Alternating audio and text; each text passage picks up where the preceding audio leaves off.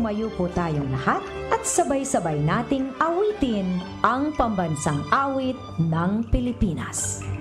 Ayaw magiliw, pero sa silanganan, alam ng puso, sa bibig mo'y buhay. Lupang hinirang, tulad ka ng magiging, sa manlulupin, di ka masisingil. Sa lahat ng tulog, sa sino at sa langit mong babang, may ginatang tula at awit sa paglayang minamahal. Ang isang ng watawat mo'y talumpay na nagmilingin.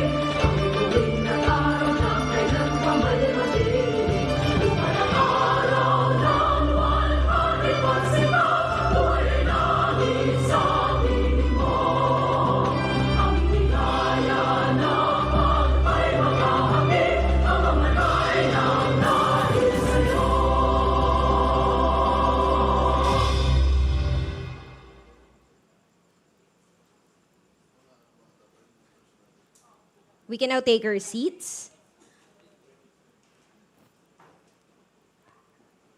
Okay, thank you very much. Good morning, ladies and gentlemen, distinguished guests, honored officials from the national and local government, partners from the aviation community, colleagues from the Department of Science and Technology and PAGASA, members of the media and our valued stakeholders. Welcome to the inauguration ceremony of the Iloilo Radar Station. I am Joanna Balasta, your Master of Ceremony this morning. So to formally introduce this historic occasion, may I now call on the Administrator of the Philippine Atmospheric, Geophysical, and Astronomical Services Administration, Dr. Nathaniel T. Servando, for his welcome address.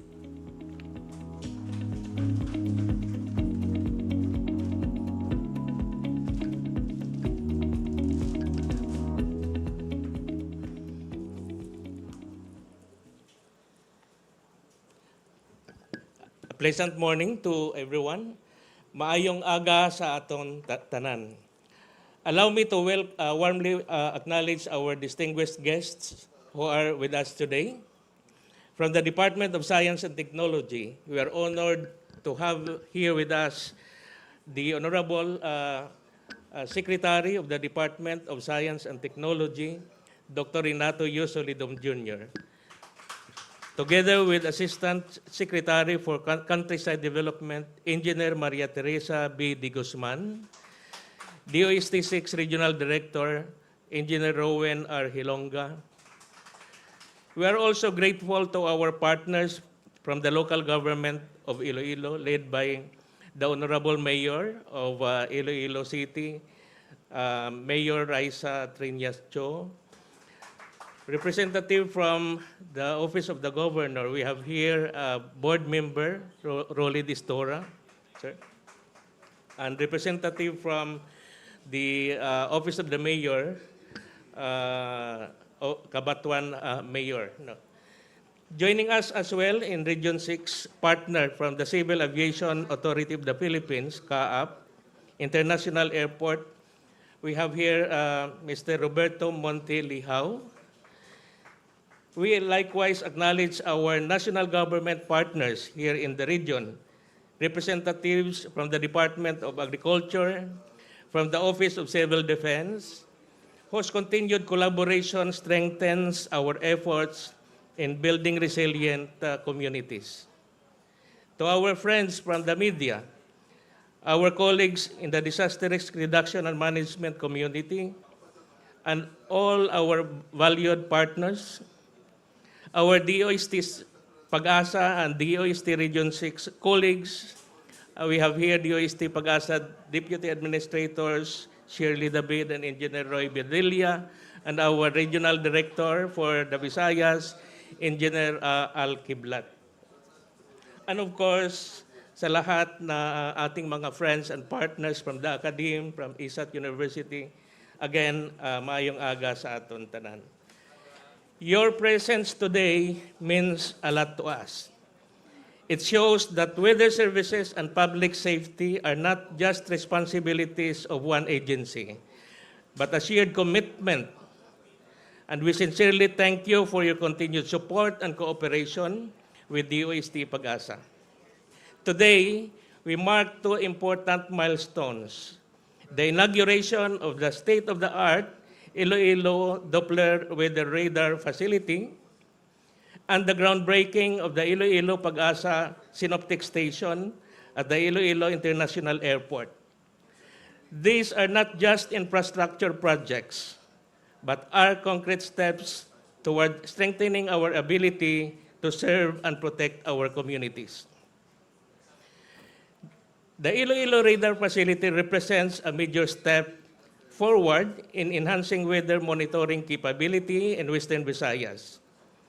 With better weather data coverage, we can more closely track rainfall, monitor developing weather systems, and provide early and more accurate warnings. The earlier information is provided, and the more time communities have to prepare.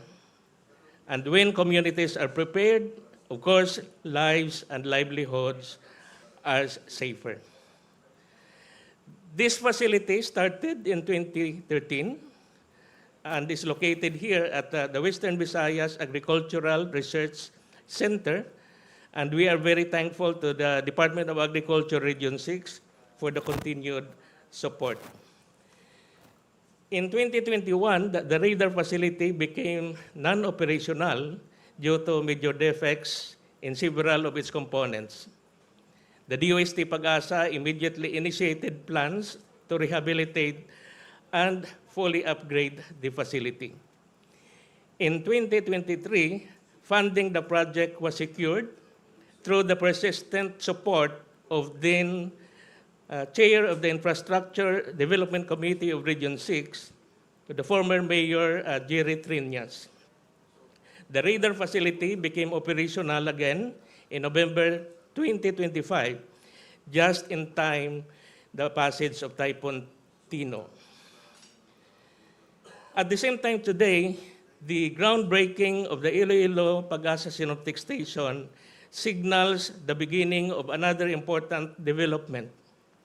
The station will provide continuous and reliable observations of atmospheric elements such as temperature, especially we are entering the warmer and humid season in the coming weeks, and reliable observations of atmospheric parameters like rainfall, wind, and air pressure. These may seem like simple measurements, but they are the foundation of every forecast we release. Without there will be no reliable forecast. And without reliable forecasts, preparedness becomes a challenge. The facility, the synoptic station, is also vital for airport operation to ensure safety of the navigational transportation sector. This morning is also a reminder of what we can achieve when we work together. These facilities are the result of strong collaboration between the national agencies and our local government units. They stand not only as physical structures, but as symbols of our shared responsibility, which are to provide timely, science-based, and actionable information, especially as climate risks continue to evolve. At DOST-PAGASA, our mandate is clear. That is to deliver reliable and timely warnings to ensure the safety of our fellow citizens here in Region 6. And of course, nearby provinces. With these new facilities, we are better equipped to fulfill that commitment, not only for Western Visayas, but for the entire country. On behalf of the DOST-PAGASA, we extend our sincerest gratitude to everyone who worked hard to make this day possible. With this milestone, encourage us to continue working, innovating, and serving with integrity and dedication.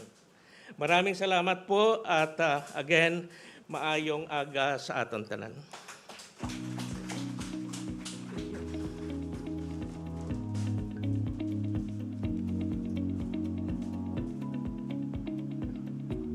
Thank you very much, Dr. Servando, for that meaningful message and for continually steering PAGASA toward greater innovation and public service excellence. So strong institutions are built through strong partnerships. And today, we are honored to be joined by leaders who have been steadfast partners in progress. And to share her message of support, may we now invite the Honorable Mayor of Iloilo City, Mayor Raisa Trenas Chu.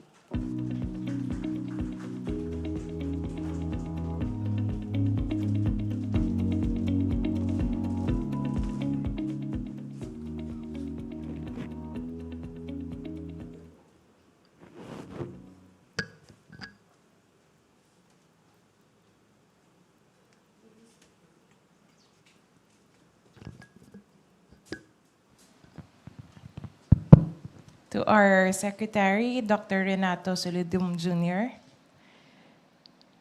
to DOST-PAGASA Administrator, Dr. Nathaniel Servando, to our Regional Director, R.D. Rowan Gilonga,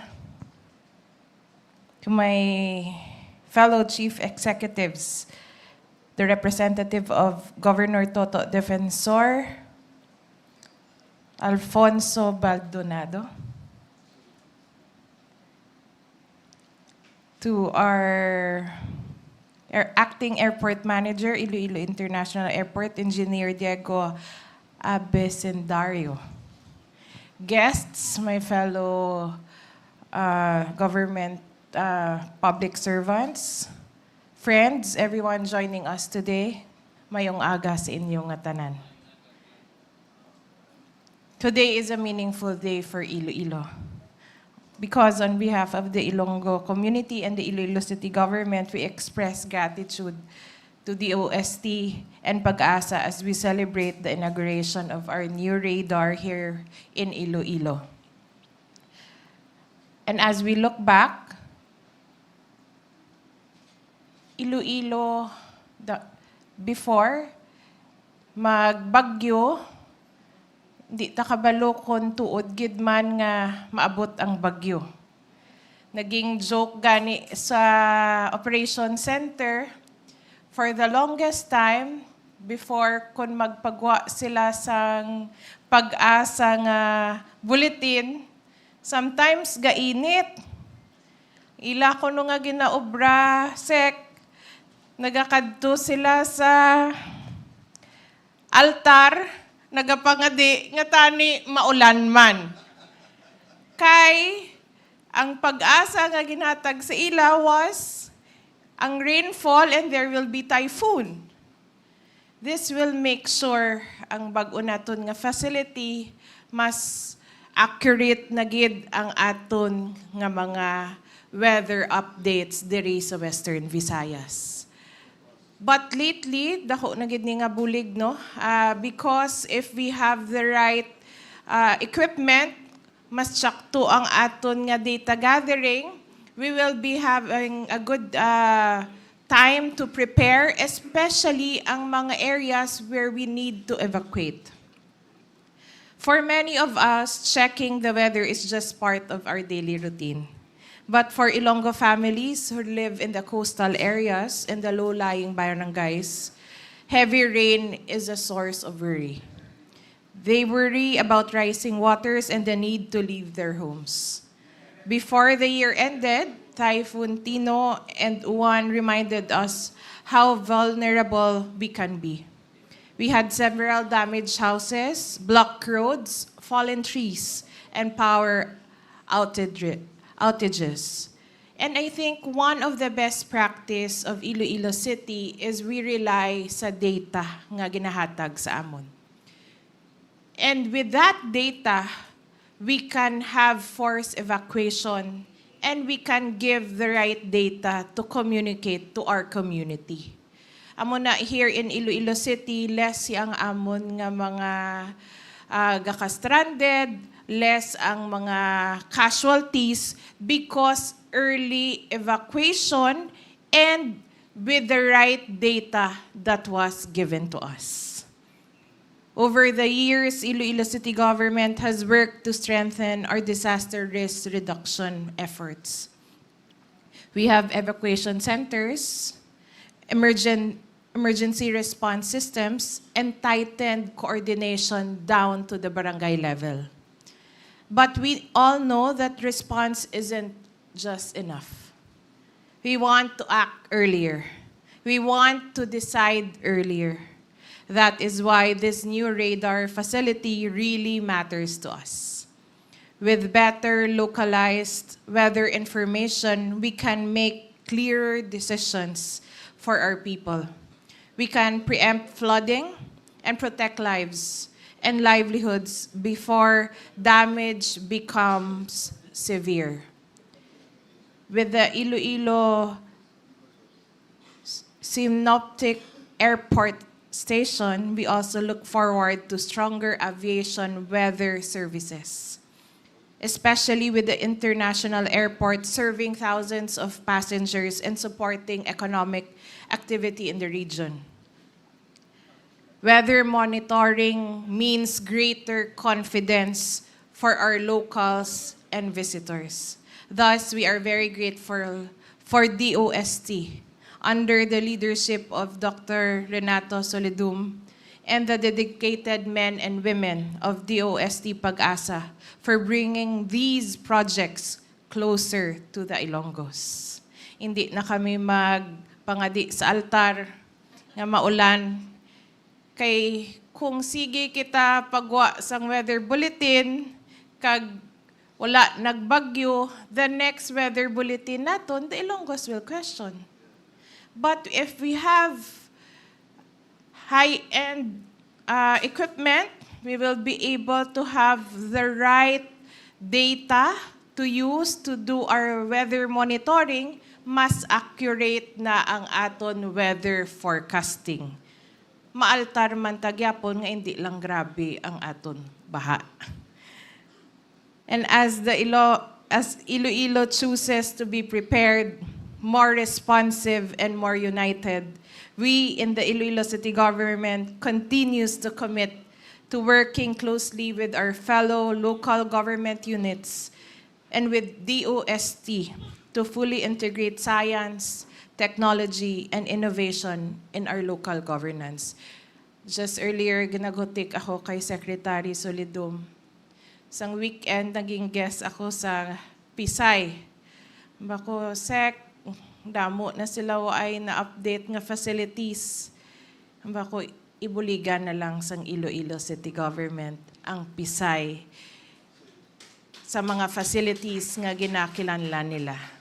They are part of the DOST family, and I announced on Saturday that they will be the adopted of the Iloilo City Government because we want to work together with DOST and the Pisay.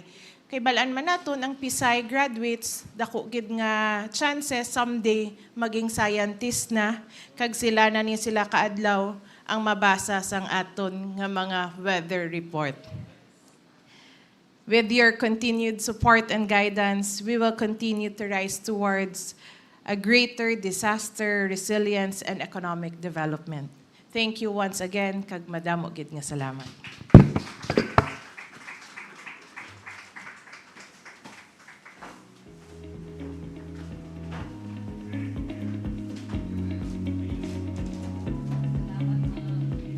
At this moment, on behalf of the Governor of Iloilo, Honorable Arthur R. Defensor Jr., we have here the board member of the Province of Iloilo, Honorable Rolly Distura.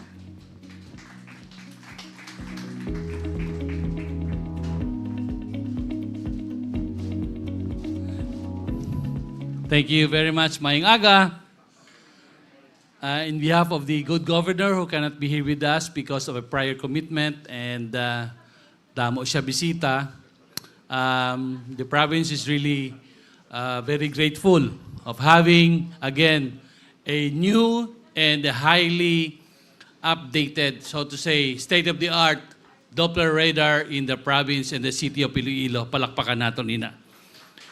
Thank you very much, Secretary Rene Solidum, who's been a good friend since way back.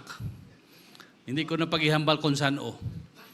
But you know, when I was still mayor of Dumangas, He'd been a very close friend to and very close ally, especially on weather and climate information. Because before, I still remember, Sec. Rene, tayo kasama parati ni Secretary Nonong Cruz of the OCD before, the DND. Especially when we started, and you were there with the problem about the Reina, Real Infanta Nakar, no problem that really devastated that provinces, those LGUs. And we're thankful that you are in the right place. And of course, we are very grateful of you having as the Secretary of DOST, palakpakan natin liwat, Secretary Rene Solidum. Of course, equally a good friend who happens to be an Ilonggo. Kagdugay na kami kilalahay man, way back, no? Hindi ko na paghihambal man kung saan And we're thankful to have, of course, Dr. Nats Servando, palakpakan natin, of the DOST, PAGASA. Na minsan hindi niya alam, pupunta lang ako sa opisina niya, just to have a chat, no? Because that's how I value friendship and the milestone that we were able to develop wherein Dumangas, Iloilo, in Dumangas, we were able to have that agromet station there, no? And we continue to support, no? In fact, the Quago, the project of Director Rowen Helonga, palakpakan naton. Thank you. The third ground receiving station of the Diwata satellite is located in Dumangas Research Station. Our good friend Asek De Guzman, welcome po Iloilo, ma'am.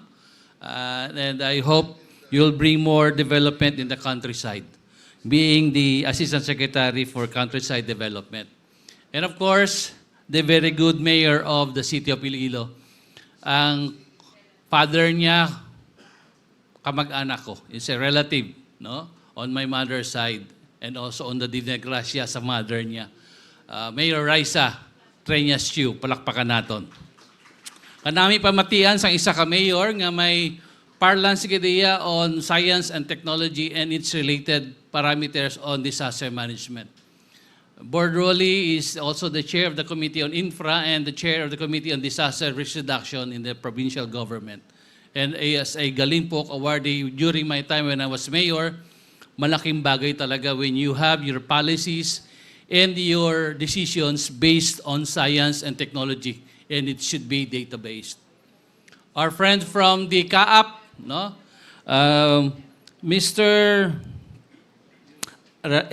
Diego Eric Abesendario, palakpakan naton, who is represented here by Robert Montelihaw. Bert, good morning. Maayong aga, and we're thankful that, by the way, for your information, the Iloilo Airport is the first airport to have a safety aerodrome ordinance authored by me and Board Member Mondihar, first in the country. Ang Iloilo Airport has a provincial ordinance on disaster management. No?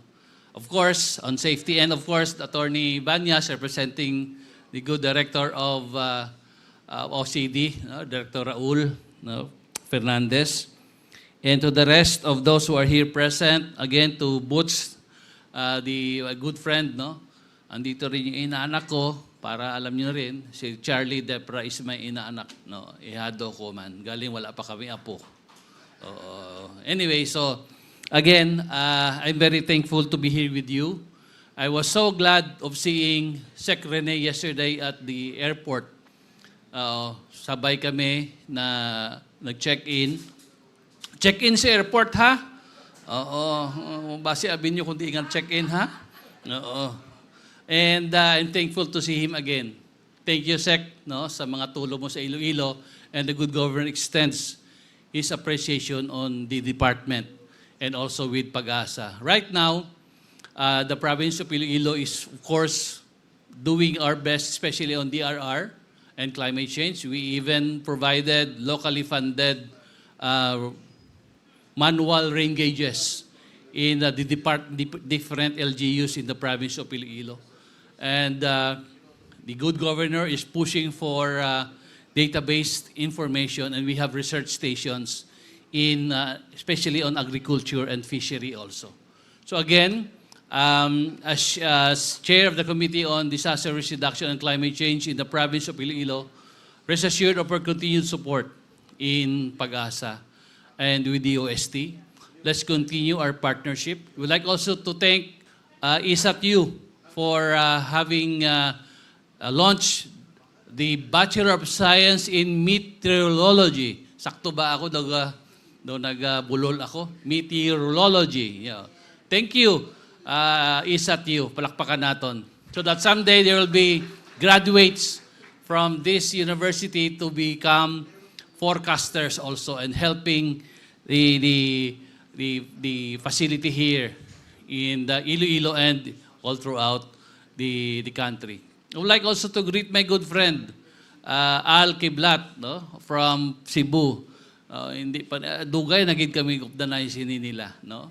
So again, I'm thankful again to be you're here and having this Doppler radar again and the SYNOPTIC station. A little few more minutes. I've been pushing for this.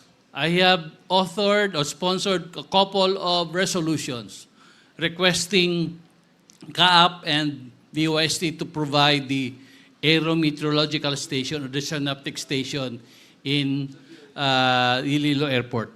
Sabi ko sa taga CAAP, how can you be an internationally compliant na airport, sabihin nyo international airport kayo pero hindi kayo ikaw compliant because you do not have this synoptic station. And I've been pushing for that and they're thankful again to PAGASA DOST for providing such a facility. And finally, ikaw compliant na ang Iloilo International Airport. So again, to all of you, good morning, God bless, mabuhay ang PAGASA, mabuhay ang DOST. God bless us all. Thank you.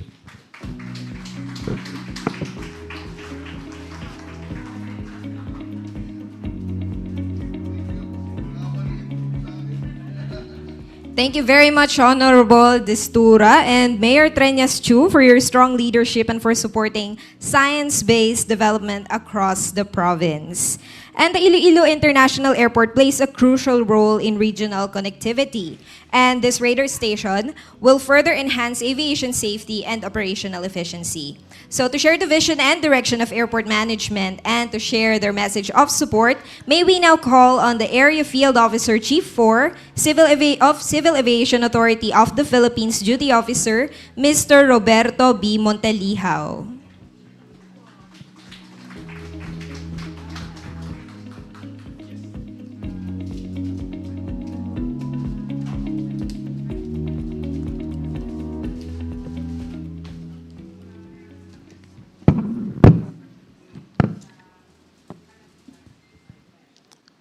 I will not repeat the litany of of our officers. However, with all due respect to our local chief executives, to our secretaries, to our regional directors, in behalf of our airport manager, Engineer Bisantario, a pleasant good morning. Mayong aga, gid.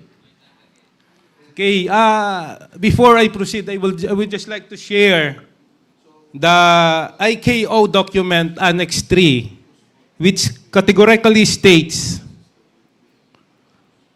that each contracting state, Philippines is one of the contracting states in the Civil Aviation Organization, is required to designate an entity as the meteorological authority to provide or arrange for the provision of meteorological service for international air navigation. That is no other than Philippine Atmospheric, Geophysical, and Astronomical Service Administration. That is specifically PAGASA. Okay, as required by the IKO. Today we mark a significant milestone with the groundbreaking of the PAGASA Synoptic Station at Iloilo International Airport. This project reflects our continuing commitment to strengthening aviation safety, enhancing weather forecasting capabilities, and supporting the growing demands of air transportation in the region. Through the leadership of PAGASA, the SYNOPTIC station will provide accurate, timely, and reliable meteorological data essential for aviation operations. It will support issuance of terminal aerodrome forecast, that is TAPS, the META reports, that is the meteorological aerodrome reports, and other critical weather advisories that guide pilots, air traffic controllers, and airline operators in ensuring safe and efficient flight operations. The establishment of this facility at Iloilo International Airport strengthens our capacity to monitor atmospheric conditions in real time, enhancing decision-making during takeoff, landing, and in-flight navigation. It is an investment not only in infrastructure, but in public safety, operational efficiency, and regional development. As the air traffic continues to grow, the need for precise and localized meteorological information becomes even more vital. The SYNOPTIC station will serve as a cornerstone of aviation weather services in Western Visayas, contributing to safer skies and more resilient air transport operations. Let this groundbreaking symbolize our shared commitment to innovation, safety, and service excellence. Together, we build a future where every flight is guided by accurate information and every journey is supported by dependable science. Thank you and congratulations to everyone who made this important project possible. Mayong aga sa tanan.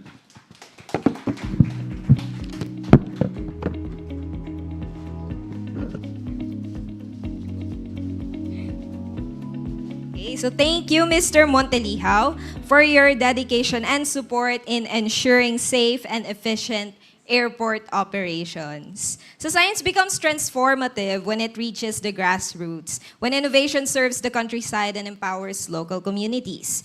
And now, we are honored to be joined by the Assistant Secretary for Countryside Development of the Department of Science and Technology. May we invite Dr. Maria Teresa Bide Guzman to deliver her message of support.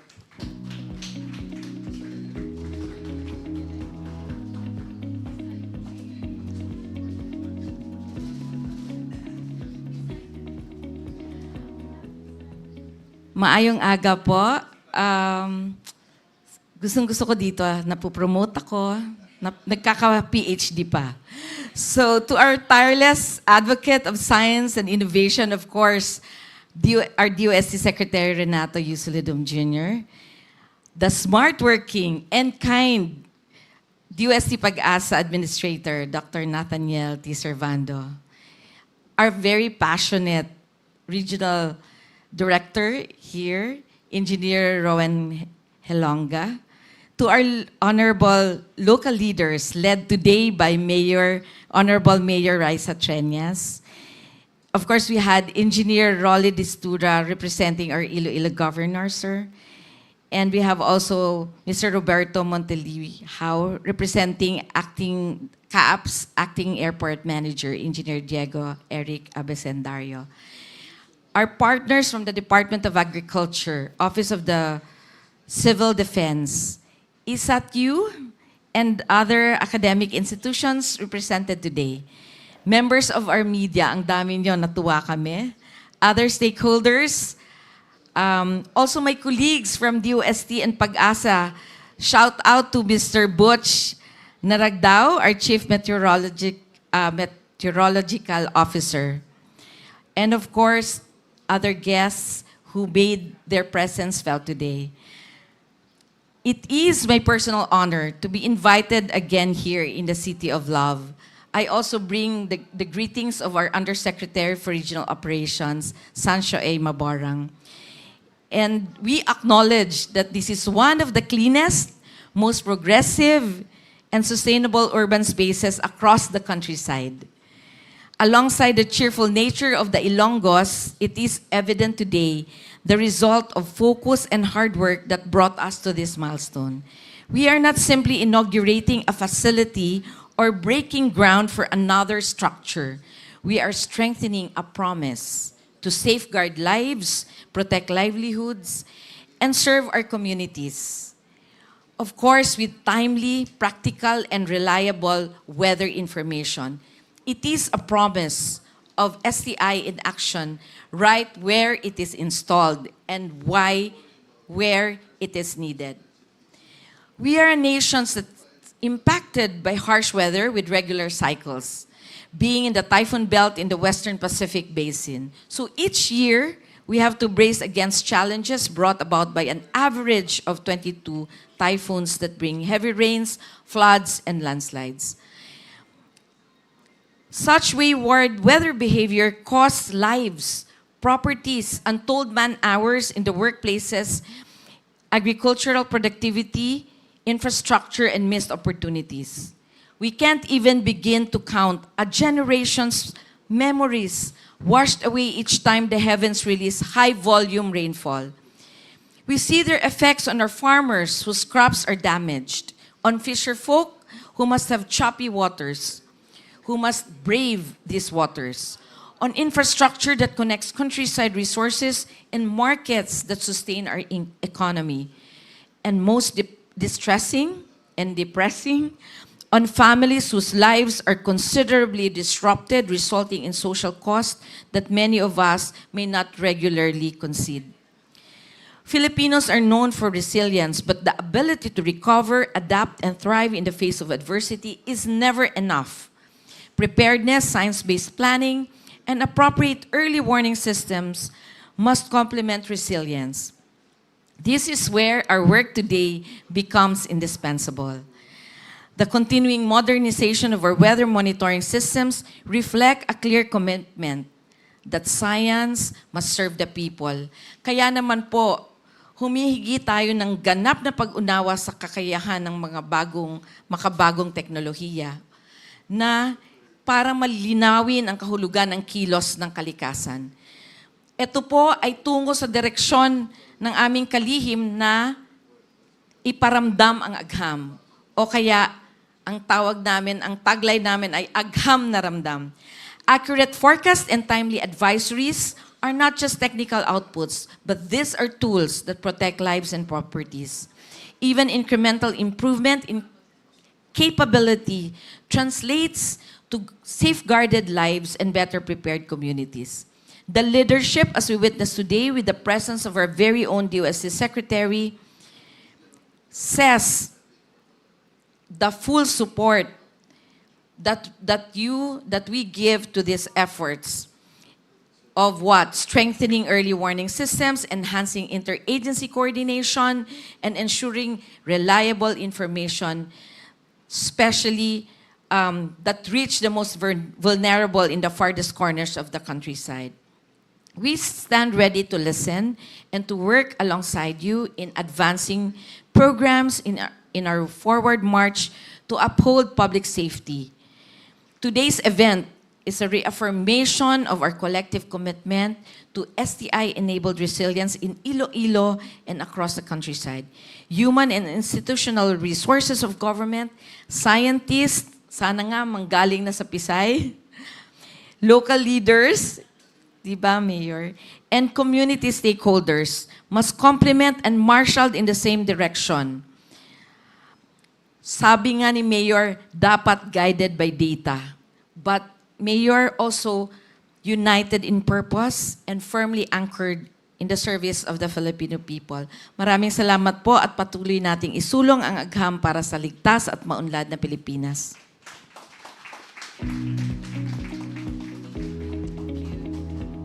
Thank you very much, Assistant Secretary De Guzman. My apologies po, pero congrats on your PhD. Ayun. So at this point, we call on distinguished leader in science and technology in our region. He has consistently strengthened innovation ecosystems and fostered strategic partnerships that drive regional growth. And to formally introduce our keynote speaker for today, may we invite DOST Regional Director, Engineer Rowan R. Gelonga. I'm sorry.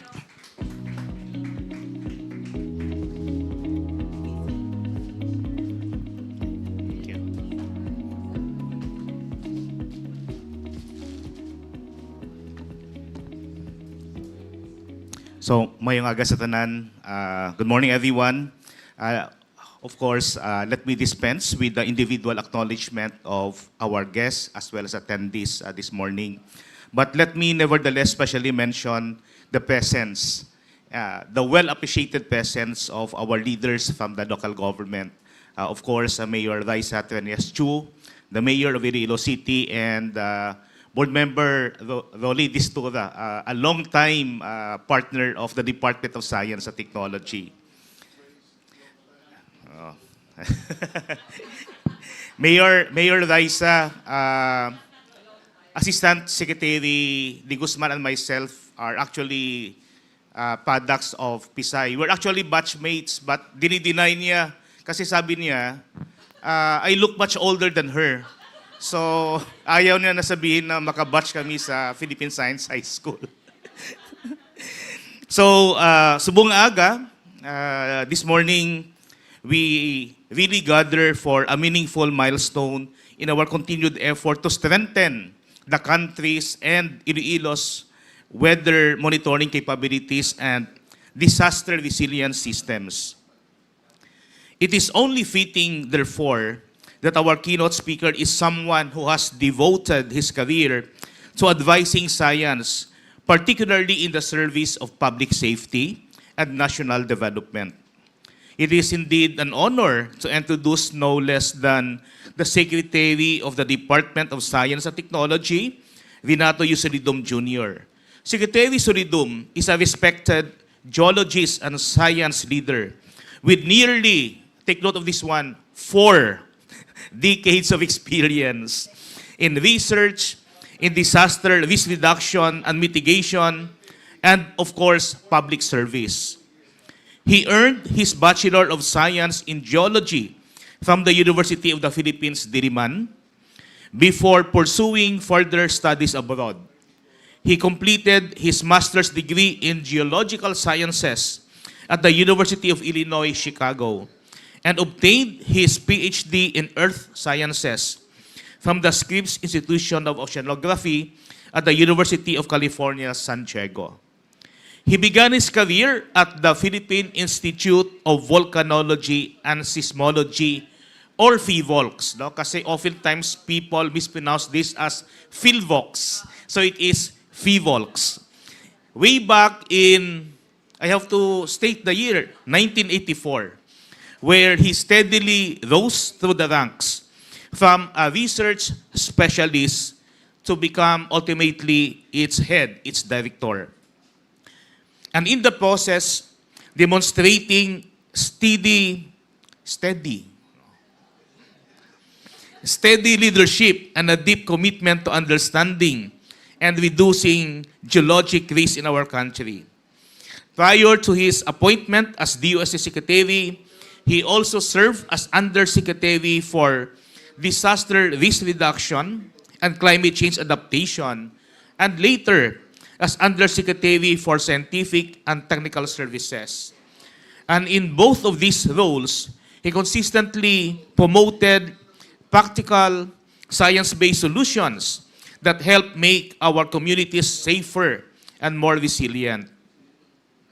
Throughout his distinguished career, Secretary Solidum has received numerous recognitions, including the Presidential Citation for Public Service, the Presidential Lingkod Bayan Award from the Civil Service Commission, the Professional of the Year Award in Geology from the Professional Regulation Commission, the Excellence Award for Government Service from the Philippine Federation of Professional Associations, and the Presidential Gawad Career Executive Service Award from the Career Executive Service Board. Under his leadership, the DOST continues to champion innovation that is not only forward-looking, but also responsive to the needs of every Filipino, ensuring that science and technology remain powerful tools for inclusive and sustainable development. On a personal note, let me just express my appreciation for the mantra of the Secretary as embodied by what he identified to be the 4 major pillars of the Department of Science and Technology and of the science and technology community in general. Sabi ni Sec, alam na natin na kailangan ng wealth creation na pillar, di ba? At the end of the day, we have to push for the social and economic development of the country. We have to make the lives of Filipinos better. But very tellingly, sabi niya, wealth creation is not enough. It should be coupled and partnered with wealth protection, being a very vulnerable country. So sayang naman yung wealth na create mo if the following day binaha ka, binagyo ka, and that is the reason why talagang the Secretary emphasized the need for wealth protection. So sabi niya, wealth creation, wealth protection. The third pillar is human well-being. At the end of the day, all of these efforts of the department and of the scientific and technological community should really contribute to the well-being of each and every Filipino. And finally, sabi niya, there should be sustainability. It's not enough to take care of our current requirements. We have to think of the future generations of Filipinos. Kaya sabi ko, on a very personal note, as the years go by serving the Department of Science and Technology, I have really embodied this perspective of wealth creation, wealth protection, human well-being, and sustainability. Beyond the branding and all the positioning, etc., is really real. If you really come to think of it, this is what the science and technology community should be doing. And so, ladies and gentlemen, may I invite everyone to rise as we warmly welcome our keynote speaker, DOST Secretary Renato U. Solidum Jr.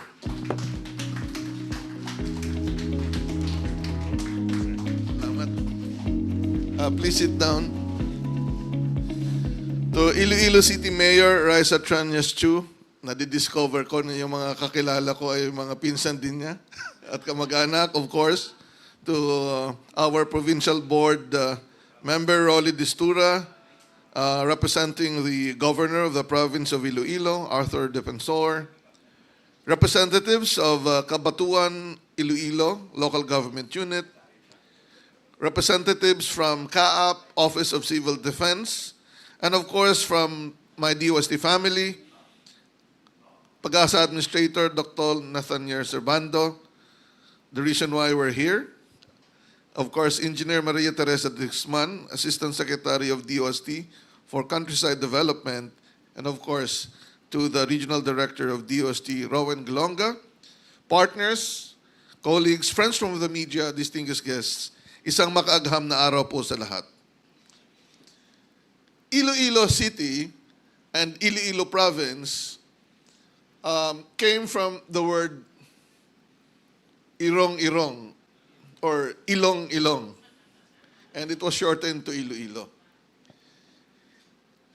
And you cannot do away with preparing for heavy rains and floods because the province of Iloilo and its component towns and cities were built by big flood events because the Majas mountain range, which was continuously raised by earthquake events due to the presence of the West Panay Fault,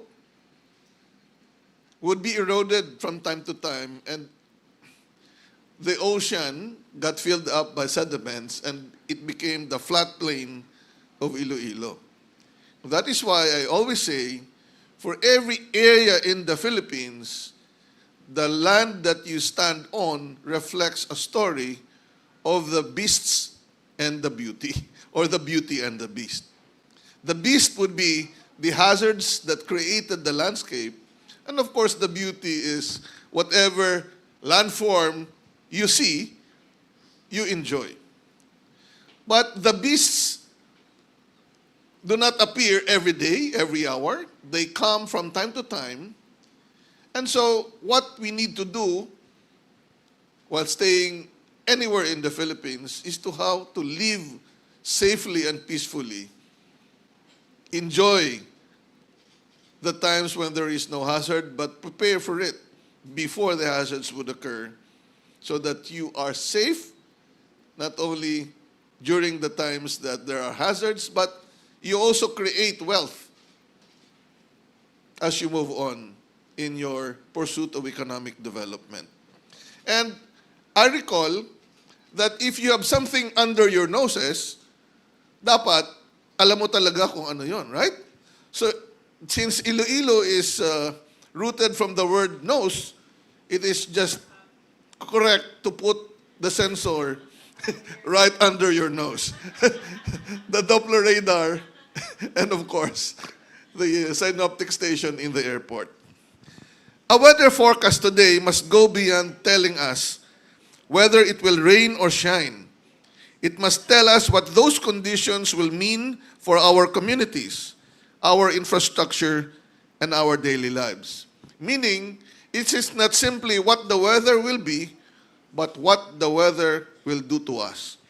This is the essence of impact-based forecasting, translating weather information into clear insights about potential impacts so that decision makers and the public can act early and act wisely. But providing weather forecast would also mean a lot of explanation. Sometimes the warnings given by PAGASA does not say when they mention that it will be signal number 1 that the bad weather will now occur after you speak. Because signal number 1 provides you a 36-hour lead time, meaning the good weather and no rain may last for 36 hours. So that's why, wag po kayong magdasal sa altar na umulan kasi nasa window pa lang ng forecast. And the reason why it is made early is so that the local government and the people can prepare within 36 hours. So gusto rin naming sabihin, wag po kayong magpa-cancel ng mga barko at bangka na maglalayag kasi nga may 36 hours pa. Hindi pa delikado unless the weather condition is bad. Now, for a country like the Philippines, which faces some of the most complex natural hazards in the world, this shift from just understanding the weather to understanding the impact is a necessity for safeguarding development. And thank you, R.D. Rowan, for emphasizing that our economic development, the wealth that we create, must be protected. And the establishment of these facilities is a form of wealth protection, not only saving lives, but livelihood, and redefining what resilience means. Resilience is not simply surviving, but thriving. In fact, allow me to share a short personal anecdote. One time during a conversation with President Bongbong Marcos in the early months of his administration, he mentioned something that stayed with me. He said one of the first things he does every morning is check the weather forecast. It was a simple remark, but it reflected something very important. Weather information influences decisions at every level, from national leadership to local governments, from farmers and fishermen to airline pilots and commuters. Today, with the integration of artificial intelligence into weather forecasting, we are further enhancing our ability to interpret vast amounts of meteorological data and translate them into more precise and useful predictions. For example, DOST has funded PAGASA, the Advanced Science and Technology Institute of DOST, and Atmo Incorporated, an AI weather forecasting company in the US, to look at Philippine data and improve it using AI. We hope that we can advance weather forecast from 5 days to 14 days and speed up the compute time from 3 hours to 15 minutes. So maybe Administrator Servando and the rest of PAGASA, the clamor for having a more updated forecast so that they can decide whether to suspend classes or work before they wake up might be provided kasi kaya na natin, hopefully, ng every 15 minutes. So, there you are. AI is the answer. The forecasts can help people plan everyday and leisure activities like destination weddings, golf tournaments, outdoor concerts and activities and festivals with greater confidence. So, lalo na po yung gustong magpakasal, mag-forecast tayo ng panahon, o pwede bang garden wedding o hindi, right? O sa golf tournament, pwede bang, alam mo munang maglaro.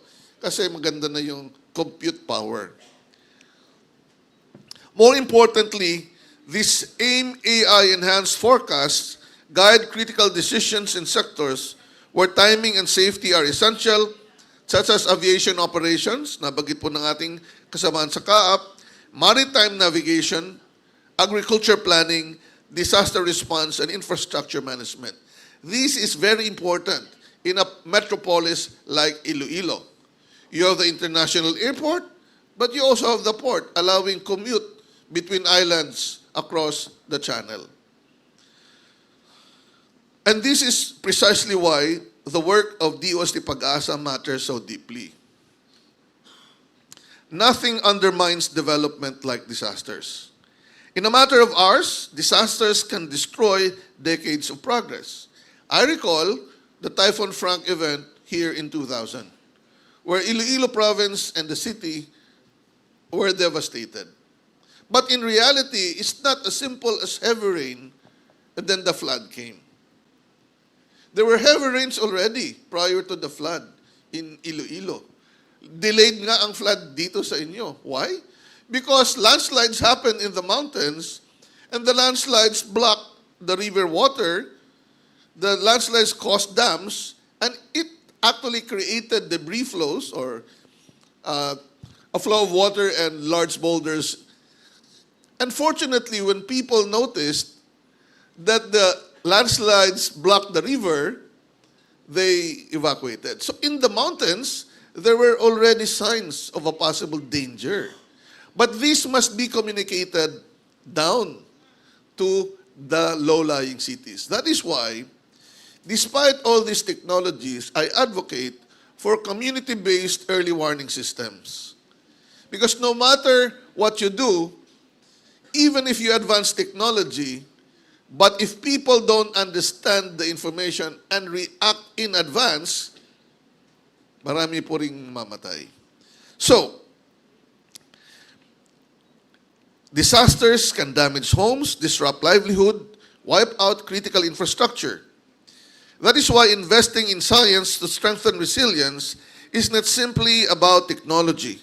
It is about protecting the future we are building as a city, as a province, as a nation. We often speak of creating more wealth. Lahat po ng tao, dalawa ang pangunahing gusto.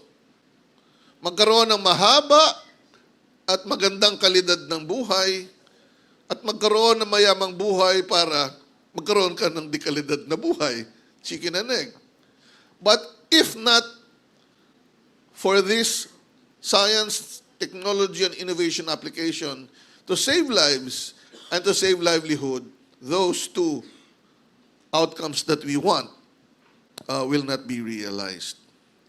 How can we truly sustain the ambition of being economically developed, being safe, if we live in a country exposed and vulnerable to natural hazards? If disasters repeatedly erase the gains we have worked so hard to achieve? Therefore, we must think about wealth protection through disaster risk reduction. Again, not merely surviving, but economically thriving. If we review wealth protection as a driver of wealth creation, sustainability, and human well-being, then we are fulfilling the very purpose of resilience, improving the quality of life of Filipinos. Disaster risk reduction and management is therefore not just merely surviving, but thriving. It is about protecting lives and livelihood. It is about safeguarding infrastructure and economic investment. And it is about ensuring that development gains are not erased overnight. Tingnan nyo yung nangyari sa Cebu. Suddenly, nagbago. It's just like hazards and wars do the same thing. Your life will change overnight. Science plays a vital role in achieving the vision of being safe and economically thriving. Science for resilience is inherently cross-sectoral. It strengthens our warning systems, guides safer infrastructure design, informs environmental and agricultural planning, safeguards transportation and energy networks, and supports health systems during emergencies.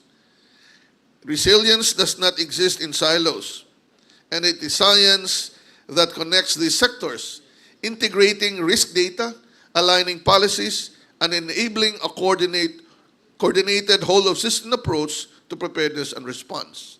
Let me just update all of you in what is happening. Kasi hindi ito isolated. When we want to prepare, we need to know the hazards and how the hazards will impact you, how it will kill you or affect your family or your city or your province or the country. And that is being improved through establishment of monitoring systems, improving forecasting capability. But now, how do you bring in the information to the people, to the local government? Through the partnerships of the different hazard-related organization and funding of DOST, we were able to develop the GeoRisk Philippines program that would integrate all data so that you can have a hazard assessment in less than 1 minute for any place in the Philippines. Together with other apps, we were also able to develop an automated planning for disaster recovery.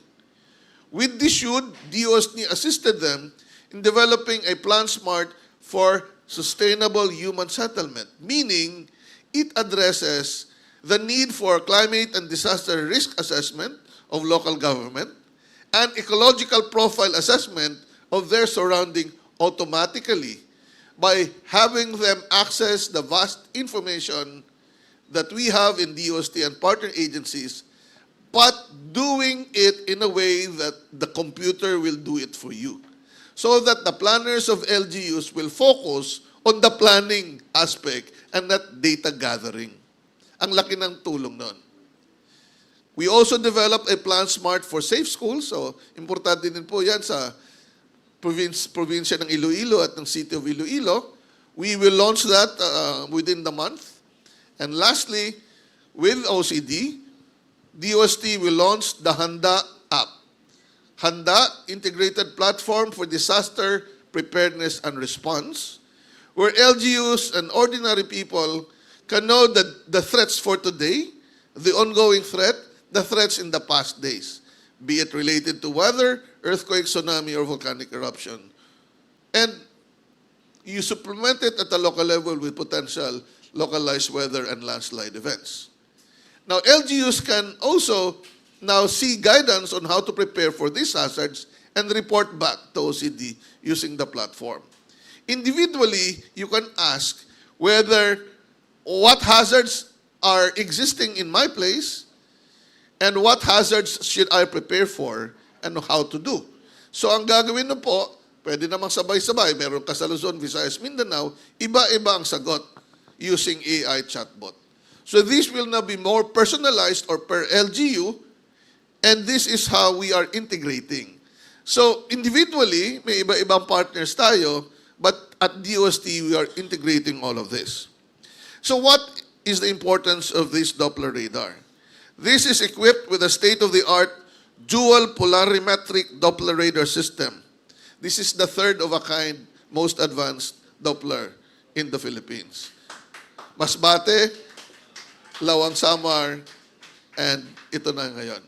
And pasensya na po kayo kasi matatagalan talaga. Una, hingan mo ang budget, plus hindi off-the-shelf ang radar. Gagawin para sa'yo. I-design depende doon sa building na ginawa mo.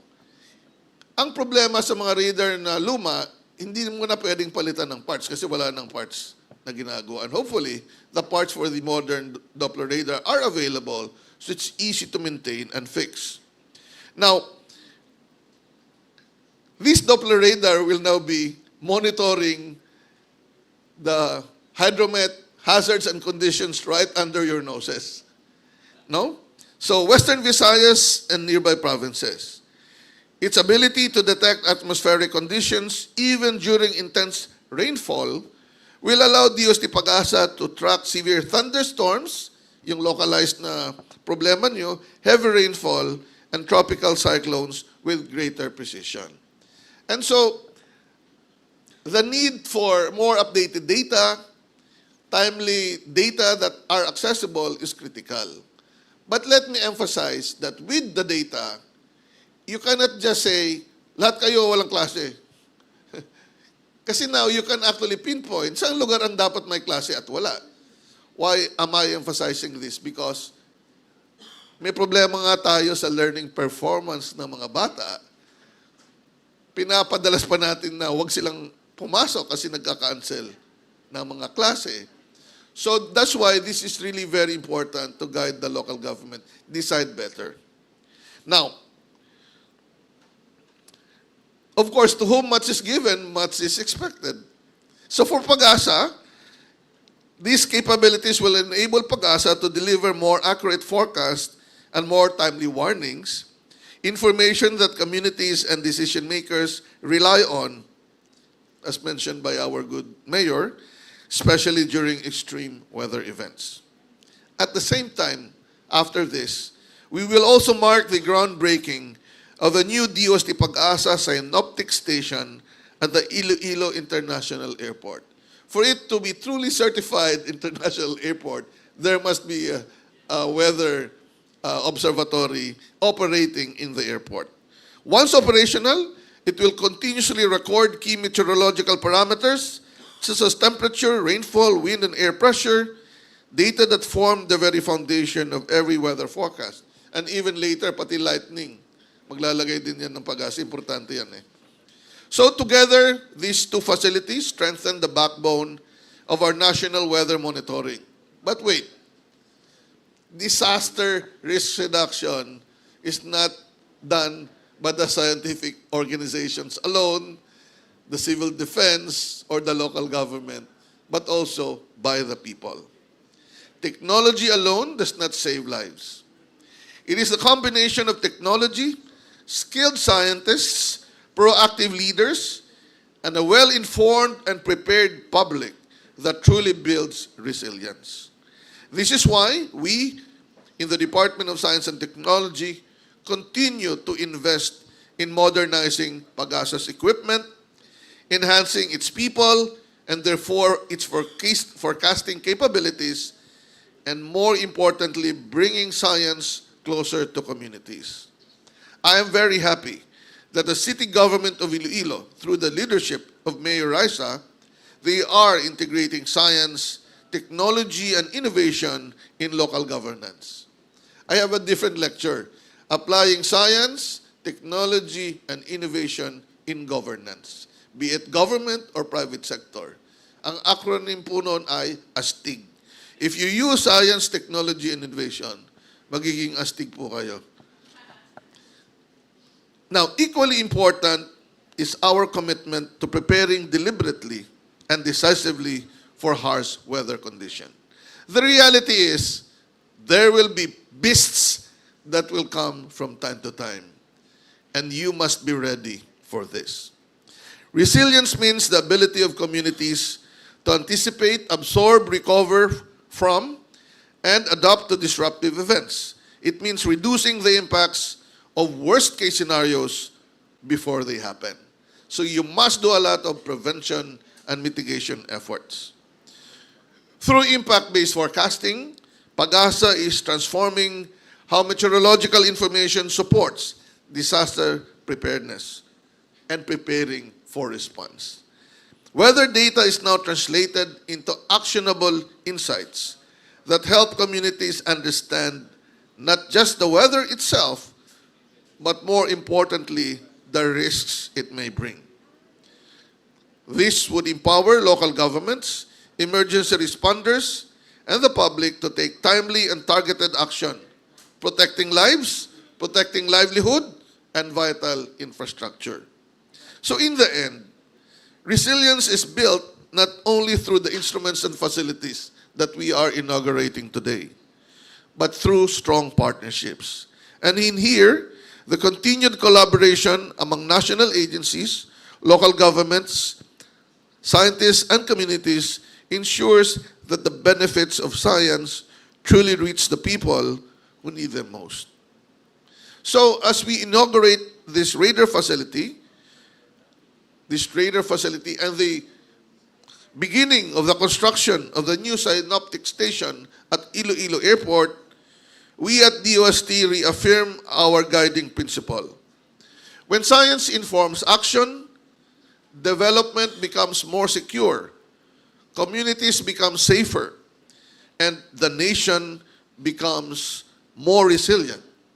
And this is brought by science, technology, innovation, partnerships, and good governance. And this is what we mean by science that is felt, science that transforms, science that changes people's lives. Ito po yung agham na ramdam. Kaya po, padama po natin sa ating mga kababayan ang kahalagahan ng facility ng DOST-PAGASA, but more importantly, ipadama po natin ang ating pagkakaisa. Lahat po tayong nasa gobyerno, national o local, upang mapangalagaan ang kanilang buhay at kabuhayan para sa isang buhay na mahaba, mataas ang kalidad, mayamang buhay, protektadong buhay, at ang magandang buhay that endures or that cuts across administration and generation. Maraming salamat po sa inyong lahat.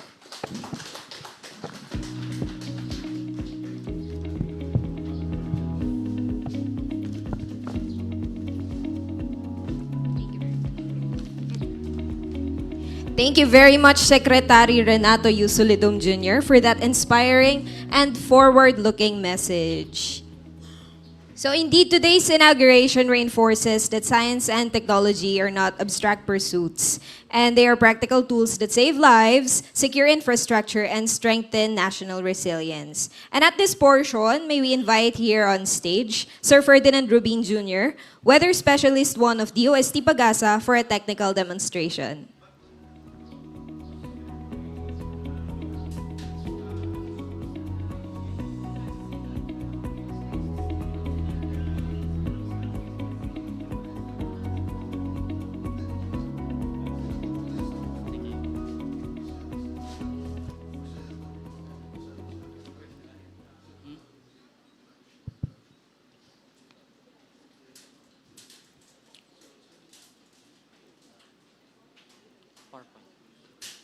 To all our esteemed guests, welcome, and we are very grateful that you are here today for us to experience and share with the inauguration of our Doppler radar. And allow me to represent and present with regards to the technical demonstration of how the radar works, our Iloilo Doppler radar.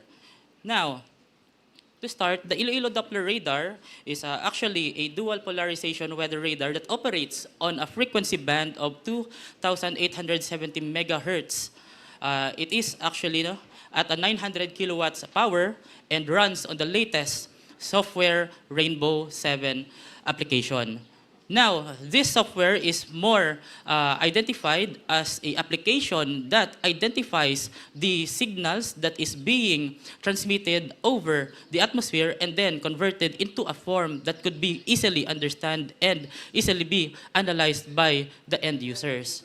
By looking at the technical specifications of a radar, we could actually see that the wind resistance is greater than 216 km per hour, and during the factory acceptance test, it is actually being measured at 324 km per hour. So as you can see, it is greater than your average super typhoon of 100 km per hour. So nakikita po natin that yung radom natin is hindi naman basta-basta malilipad during in terms of severe weather events, especially on super typhoon category weather systems. Now, by looking at the radome size, it's 9.1 meters, and the reflector of being dual polarization at a horizontal and a vertical range, we could actually see that the antenna gain is 42 dBi, decibels, and a reflector diameter of 6.4 meters. For the antenna control, it is being operated at an azimuth range of 0 to 360 degrees, as well as the azimuth velocity of equal to or less than 36 degrees per second. Now, we need to know that the radar operates by sending just signals into the transmitter and up to the atmosphere through its antenna. So makikita po natin that when the signals are being transmitted over the atmosphere, when it hits a object, some of those signals is being reflected back to the radar. And that is very important because those signals are the ones that is being analyzed by our Doppler radar in order to identify if they are clouds, obstruction, or rain that could cause damages towards our country or towards our region. And now, we need also to understand and analyze what we are getting in this Doppler radar.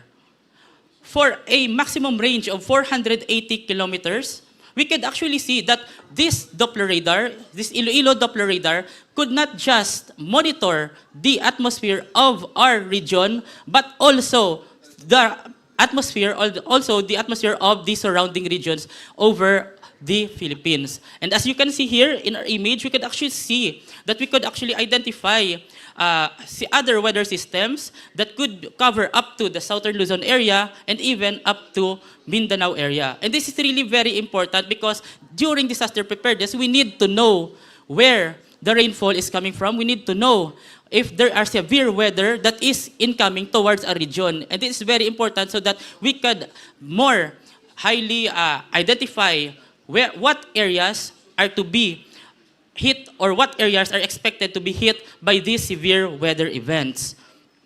But of course, no, we need also to know that for these radar systems, we need also to know that there are also blind spots that is due to the terrain blockage. Now, when we say blind spot, these are cone of silence areas wherein the signals cannot penetrate because, of course, of obstruction from mountain ranges. So for our Iloilo Doppler radar, we have actually here two blind spots in the Antique mountain ranges, especially in the Madyaas Peak, and as well for Negros Island region in Canlaon volcano.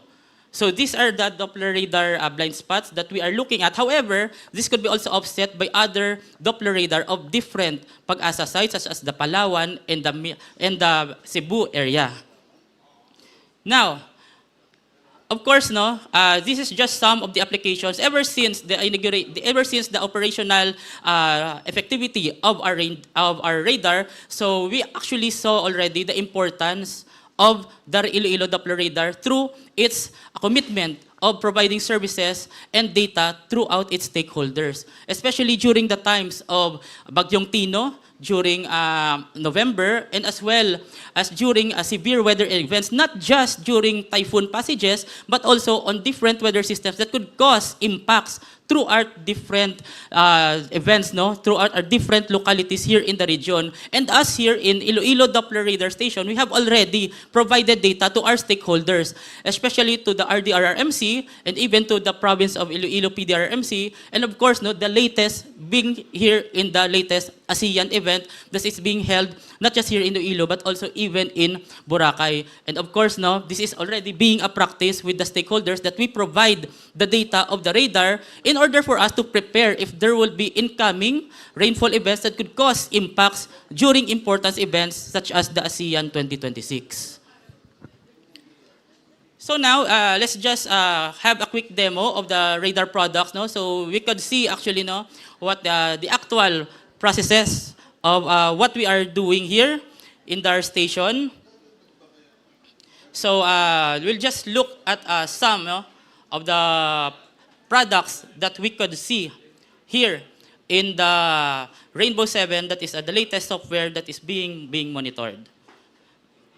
So as you can see here now, so this is already the latest Rainbow 7 software that is being currently opened, no? So this is the software that is very important because of the raw data, the signals that being transmitted and received in the radar. So yung data na yun, hindi po natin yan makikita agad-agad. Kailangan meron po tayong software that converts this data into a graphical user-friendly data such as the forms of maps and products. And kung titingnan po natin, mag-open tayo ng isang product. So this is the constant altitude plan position indicator. We can actually see that this is the latest data as of now, March 6, 2026 at 9:11 a.m. We can actually see here for this range, the whole Western Visayas and Negros Island region, that this is the latest data as of the moment. And as you can see po, makikita po natin ngayon na halos walang clouds po. Clear sky po tayo. So meaning to say, there is no significant weather event that is currently impacting our region and of course the neighboring region as well. But we need also to know the importance. Of course, medyo makikita natin wala, pero kung compared sa satellite, makikita natin sa satellite, kung titingnan natin yung satellite analysis in the visible imagery range, makikita po natin na meron mga clouds dito. Pero kung titingnan natin yung radar, iba. Kasi po, radar is ground observation from the ground up. Pero kung titingnan natin yung satellite, that is from the sky, sky down. So yung mga high clouds makikita agad ng satellite. Pero dito, mas makikita natin yung mga nasa ground pataas, especially kung meron mga pag-ulan. And that is what we are expecting. That is yung kailangan natin.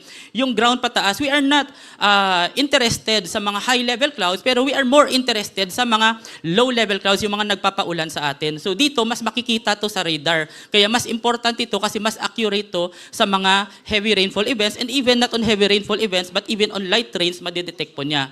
So to check, makikita po natin, kung mag-search tayo dito sa offline products, so I kumuha ako ng data na nakastore na dito sa ating product, makikita po natin dito po sa ating animation, ito po mas makuha natin yung importance, mas ma-appreciate po natin yung importance ng radar dito kung meron po tayong heavy rainfall event na makikita.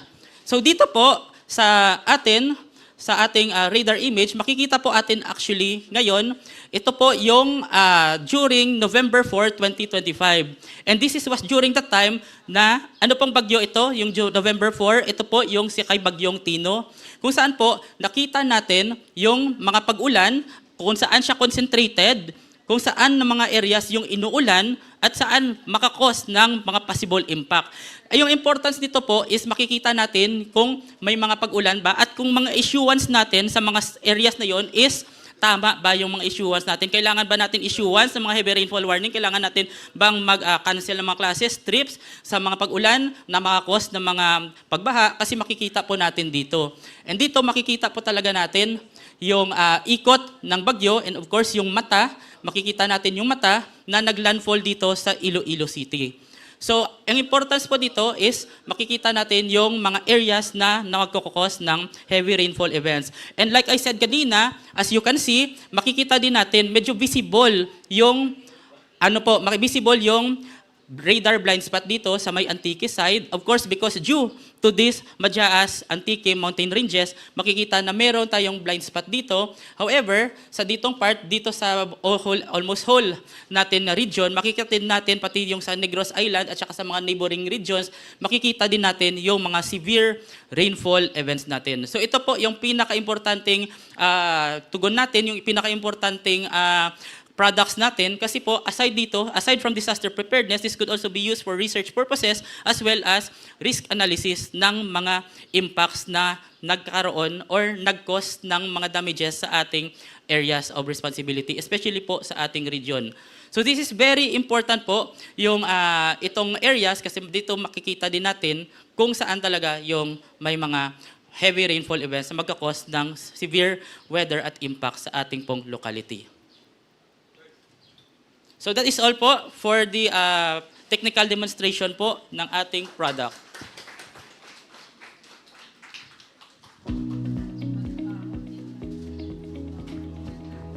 Thank you very much, Sir Ferdinand, for that very detailed presentation.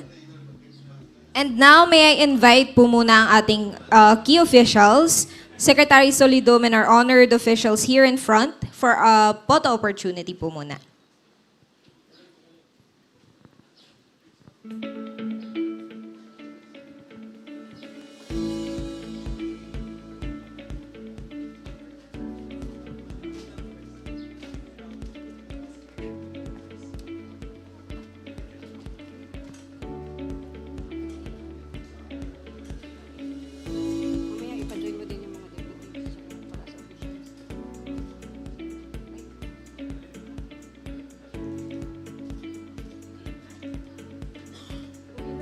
Kasama rin po, we also invite our deputies, sa PAGASA.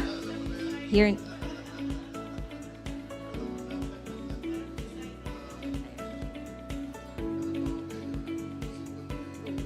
Okay, go po. Yung mga ating deputies. And PRSD Chief.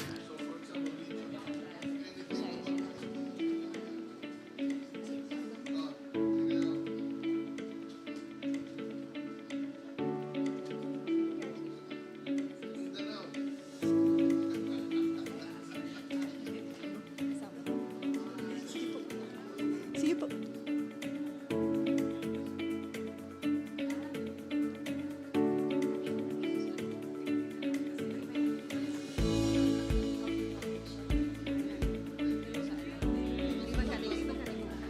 And now at this point, we invite po ulit ang ating key officials, secretaries, and honored local officials as we will have our ribbon cutting ceremony.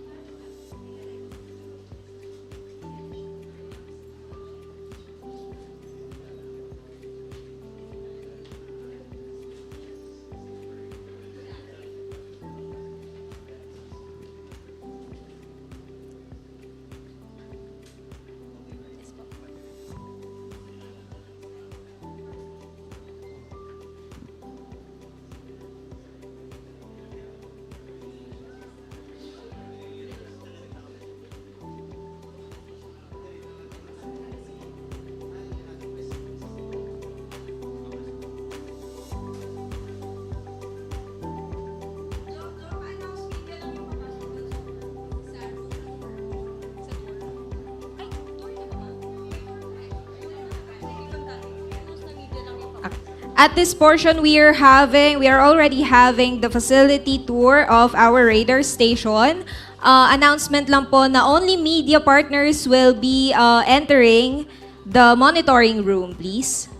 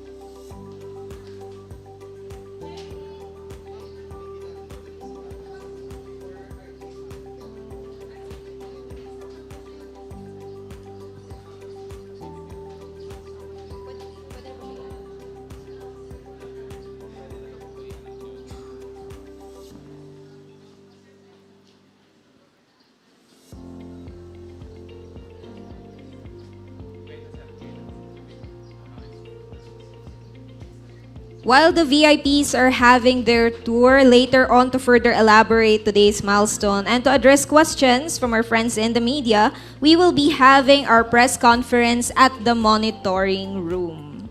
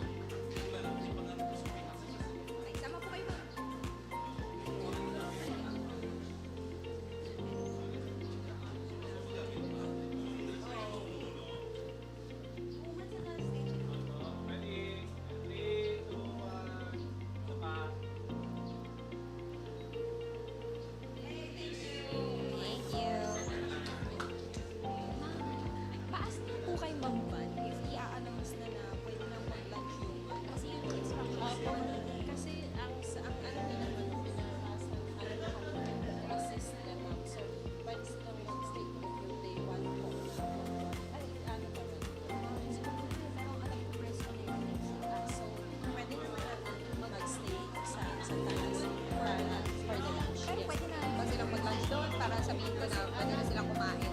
Ay, confirm ko. Sige, sige.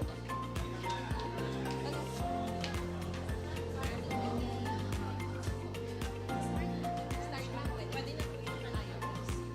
Hindi naman pala na i-live screen. Apo. Pindot ko kasi. Morning everyone. Sorry now. Pa-announce na lang. Sige. Yung iba na hindi kasama sa food. Pagkatin na natin sa taas. Pakainin na natin. Sige po. Naka-prepare naman. Apo, sige po. Okay po.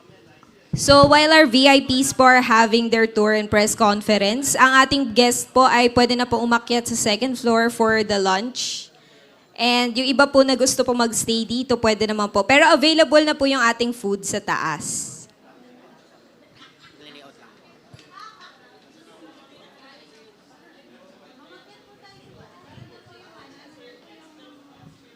Thank you. Apo, ma'am, sorry.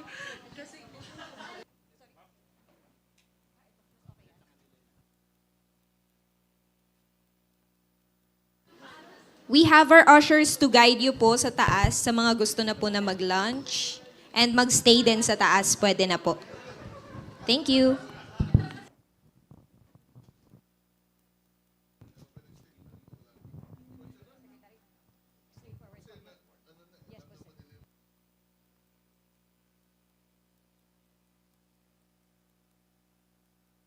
Good morning again, everyone. So to further elaborate on today's milestone and to address the questions from our partners in the media, I will now be opening our press conference for today. So welcome to our press conference for the inauguration of the Iloilo Radar Facility and also the groundbreaking of our new SYNOPTIC station here in Iloilo Station, Iloilo Airport, International Airport. Now we will allow me to introduce first our distinguished panel for this morning. First is Dr. Renato U. Solidum Jr., the Secretary of our DOST, the Assistant Secretary for Countryside Development, Ms. Maria Teresa B. de Guzman, of course our Administrator, Dr. Nathaniel Servando, our Regional Director for Western Visayas, Engineer Rowan Helonga, Honorable Rolly Destura, the board member of the Iloilo Provincial Government, and of course, the CAAP Duty Officer, Mr. Roberto Montelijo. And of course, our key stakeholder, our Mayor of the Iloilo City, Honorable Raisa Trenas too. Thank you very much for joining us today. And for this to be straightforward, we now open the questions for our partners in the media. But to ensure that we accommodate as many questions as possible given the limited time, we kindly request everyone to state your name and the media organization and the specific member of the panel to whom your questions are directed to. We may now start the question and answer session. Sino pong unang gustong magtanong? Hello, ma'am, sir. Good morning. I am Karen Badilla from K5 News FM Iloilo. To Dr. Renato Solidum, sir, pwede niyo po ba ulit ma-discuss para po sa public kung ano po ang Iloilo Radar Facility at SYNOPTIC Station at gaano po ito kaimportante para sa lahat, sir? Maraming salamat sa katanungan. Ang Iloilo Doppler Radar, ito yung nagbabantay kung ang mga potensyal na mga pag-ulan base sa nakukuha niyang datos sa pag-reflect o pag-bounce ng mga signal sa namumuong mga cloud at ulan. So pwede niyang bigyan kayo ng forecast ng rainfall or yung ongoing rainfall. At ganoon din ang pag-track ng mga bagyo kung saan exactly yung mata at lawak nito. Ito ay may kakayahang mag-obserba hanggang 480 kilometers. Kaya ang Doppler radar, although nasa Iloilo to, ay covered niya yung iba pang probinsya sa buong Visayas, ibang parte ng Southern Luzon and even Mindanao. Kaya dito po sa buong Pilipinas, minsan kailangan i-maintain yung mga Doppler radar. Huwag po kayong mag-alala, may redundancy po yan. Hindi ibig sabihin, nung panahon na hindi gumagana ang radar ng Iloilo, covered din siya ng nasa Bohol o nasa Masbate at sa Palawan at sa Cebu. So marami pong coverage. Ito namang, at ang datos na makukuha from Doppler radar, kailangan ng local government to decide and prepare, ganun din ang ating mga kababayan. No? So, pag sinabing maulan, potentially ba may baha, sasabihin din ng PAGASA. At doon magkakaroon ng, pwede ring mag-analyze ang LGU, depende sa localization ng data upang mabigyan ng tamang guidance ang mga barangay at mga tao. Ang SYNOPTIC weather station ay napaka-importante sa operation ng international airport.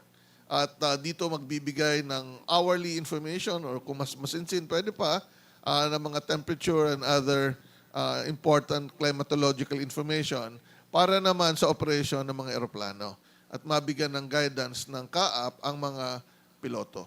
So, mas localized ang purpose nun ng synoptic station. Kaya marami din pong iba-ibang synoptic station na nilalagay sa iba't ibang lugar ng Pilipinas. Now, itong Doppler radar, binanggit ko kanina sa speech, ito yung third most advanced, same technology for the new Doppler radars that we have established in Masbate, Northern Samar, and now in Iloilo. Solid state na po yung technology. Sir, okay lang po ba malaman kung ilan po ang pondo na para dito na para ma-establish at ano po ang garantiya natin para tuloy-tuloy po ang operation, sir? Okay, pagdating sa pera, ang mas may alam ko yung value. Pero I'd like Dr. Servando to mention it. 176 plus. Million. Okay. Eksakto ba ang kailangan mo? Meron 176,624,204 pesos. Okay. Thank Sabihin you. mo na lang 176.6 million. Thank you very much. Ay, yung Another question. synoptic, yung synoptic, 6 million for the building, no? And 4 million for the instruments. Almost 10. Dito kasi natayo na yung building, so hindi na natin ginastusan yung building. Instrumento na lang. Thank you po. Another question po from our room. Doc, good morning. Good morning, everyone. Bombo Jomar sa Bombo Radio. Doc, Solidum, Doc. Anong pinagkaiba nitong radar facility natin ngayon kumpara doon sa old, Doc? Sorry, sasagutin kita. Mas bago, mas luma. But solid state na to kumpara. But I'd like to give the microphone to Dr. Servando kasi ito na yung top of the line na madali nang magpalit ng mga pyesa. Yung mga yun, wala ng pyesa kaya kailangan bumili ng bago. Doc. Yeah, although both the old and the new systems are digital na, but ang solid state technology is the latest in the market. And in fact, the best in the global radar technology. Ang old radar is manufactured in the US, supplied by EEC, Electronic Enterprise Corporation. Ito naman, ang sa Iloilo, yung bago, ay German technology. Manufactured siya sa Germany. Kaya nagkadto dire ang mga experts from the German, and then nagin-train ang aton nga mga local technical personnel, which is part of the sustainability of the operation of this facility. So, lahat po ng instrumento may kamatayan. Wala pong instrumento like computer na tuloy-tuloy lang yan. So, at some point, nagkakaroon din ng plano ang PAGASA to replace some of the older Doppler radar. Para lang maintindihan nyo na ganyan talaga mga instrumento. Pagdating sa operation, walang forever.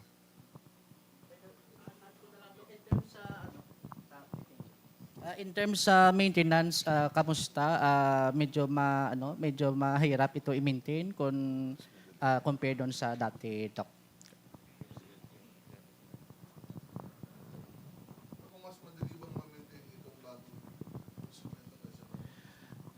Yes, mas madali kasi may mga modular na. Unlike before, kapag nasira ang component, halos the whole system will be So it's easier to troubleshoot kung may encounter na mga problem, no? Kung modular, mag-focus ka lang sa isang component na either i-troubleshoot or palitan. So in the process, mas madali, no? Yan. Yes po. Nauna lang po si Sir. Good morning, everyone. I'm Kenjo Terco of DYRP Life Radio Iloilo. So it's good thing that mayroon tayong bagong radar para na mag-collect ng mga mas accurate na data. No? But isa sa mga problema na nakita namin dito sa local media is during typhoon, yung system of reporting talaga. Because during our coverage, one of the things that we've noticed is, halimbawa, 12 noon time na, especially during Typhoon Tino, 12 noon time, tatawag kami sa PAGASA, nasa na ba yung exact location ng Bagyong Tino, pero yung weather update na binibigay sa amin is as of 11 o'clock, ganun. Ganun talaga yon. Oo. Wala tayong magagawa kasi kailangan mo i-process pa yun. May lag time. So pasensya na kayo, talagang hindi eksakto na sasabihin ngayong minuto yung sentro. May lag time po yan. That is why yung issue ng updating ng mga bulletin is every 3 hours muna. Yes. But with improvement with AI and with more sophistication, hopefully we can shorten the lag time. Okay. So ano pong pwede nating magawa dyan para at least may improve po yung system of reporting? Hindi, kaya nga, ibig sabihin, there will always be a lag time. You have to understand that. Pero kung gaano pa kabilis yung kaikli yung lag time, yun yung kailangang ma-improve. Okay. Kasi yun yung isa sa mga challenges na encounter Kasi namin, ganito sir. ang tip ko rin sa media, okay i-refer yung mata. But then yung, kunyari, 12 o'clock sa ganitong lugar, pwede nyo namang, with the speed of the movement of the eye, you can forecast where it is. But it is not radar data, kundi forecast ng potential eye. Kasi nga may speed, kunyari, 20 kilometers per hour, alauna yung report, 12 nun yung data, di 20 kilometers nag-move sa ganong direction. But the real impact is not in the eye. It's in the body of the typhoon, the different wind speeds, the different rainfall. So, even in the way weather reporting must be done, aside from the actual forecast, kailangan na nating banggitin ano yung impact niya. So, yung impact-based forecasting, kailangan matrain din ng ating kasamaan sa media kasi yun yung mas kailangan i-message natin sa tao. Babahain ka. So, ito yung kailangan mong gawin. Hindi lang yung, uulan, ganito yung dami ng ulan, but hindi mo ma-process yun, anong gagawin ko kung ganun karaming ulan? And that is different from locality to locality. Kaya importante din na yung disaster manager ng bawat locality would know ano yung consequence ng ganung ulan sa kanilang lugar. Kasi siyempre sa slopey area, landslide. Sa flat area, maybe some areas will be flooded. So it's not as easy na i-convert yung rainfall to impact, but we have to be doing that kasi we need to show. Now, pag nilabas namin yung Handa app, hopefully by March 30 namin gagawin yun, then it will help you better. Kasi localized na yung through AI yung magiging guidance. Foresight ng mga disaster managers. Yes. Thank you, sir. Yes. Yun yung kailangan natin.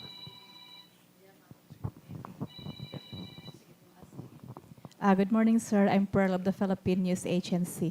Today, sir, mag-ground break tayo ng isang synoptic station sa airport. But mayroon pa bang other synoptic stations na or i-ground break po natin or papatayo natin?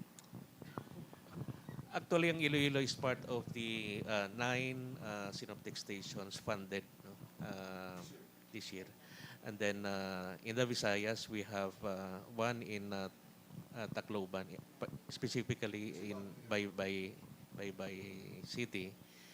There is Iloilo, and then some are in Mindanao and in Luzon. But of course, there are existing stations na din no, sa Region 6.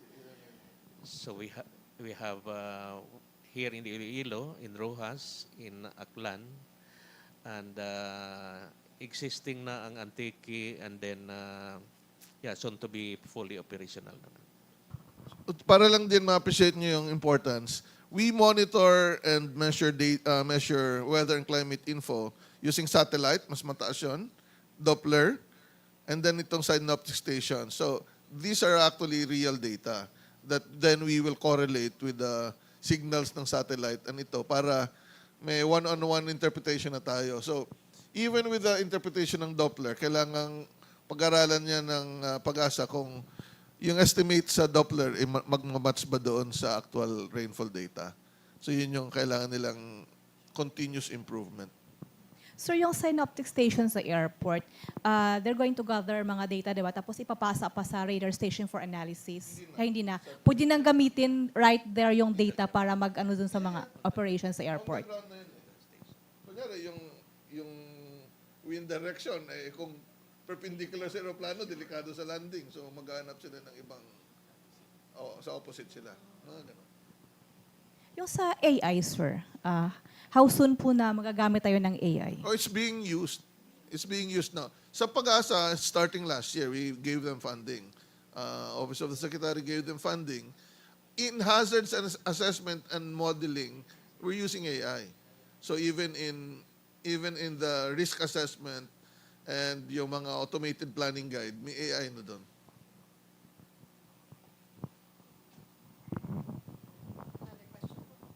Good morning, sir. Boris Morales ng XFM. I-confirm ko lang ho kay Board Member Distora, parang alam ko meron pa ho siyang request na weather station sa Pasig City.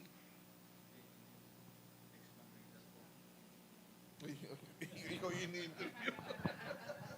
Thank you, Mayong Agastaran. Yes, I sponsored a couple of resolutions already requesting for the possibility of putting up an X-band radar in Pasig City. Not only for Pasig City, but it's for the Halao River Basin. And why Pasig? Because the good mayor had already allocated a certain area where the radar will be installed. And also, this is part of the provincial government's effort also sa pagpaninguha nga makakuha sang specific data para makagiya, makahatag sang informasyon sa aton nga pumuluyo, especially sa mga local government units. Kag nga apasi kay daw hambaltag siguro mabakod ang ilang broadband nga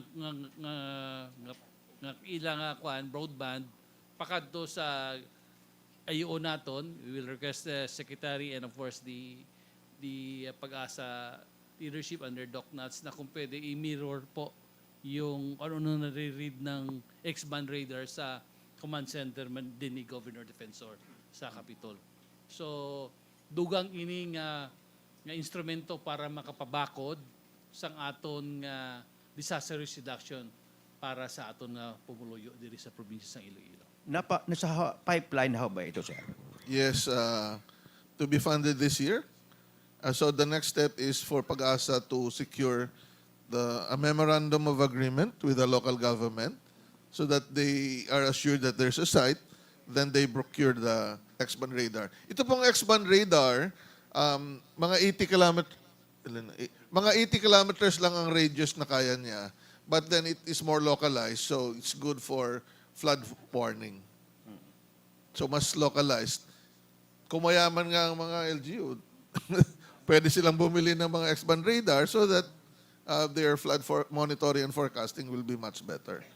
So the X-band radars are really procured by PAGASA to supplement the flood forecasting and warning. So and even sometimes sa mga blind spots. Baka si Mayor Raisa na dinig natin si Secretary Solidum na pwede bili ng X-band radar for flood. X-band na sila. Mayroon ng Iloilo.